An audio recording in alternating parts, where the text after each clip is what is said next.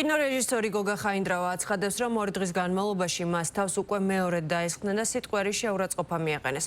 სოციალურ ქსელებით გავრცელდა ვიდეო, სადაც ჩანს, რომ პირთა ჯგუფი ხაინდრავას სახლს კვერცხებს უშენს. დღეს კი რეჟისორის განცხადებით, მას ეკლესიასთან დახვდნენ და სიტყვერი შეურაცხყოფა მიაყენეს.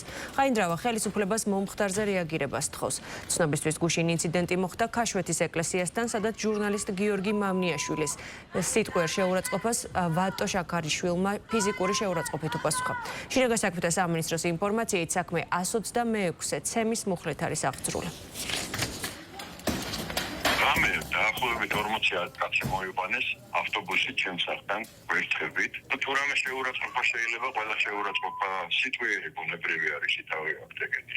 მერე პოლიცია მოვიდა. საერთოდ ცირვიდან გამოვედი თვეზიარეთ, 5 კაცი დაგვდა იქ. ისევ შეურაცხყოფა ერთი მაგათ პატრონებს მინდა მიმართო რა ამერიკის წევს ევროკავშირის წევს, საფრანგეთის წევს და ჩეხეთის წევს, გერმანიის წევს.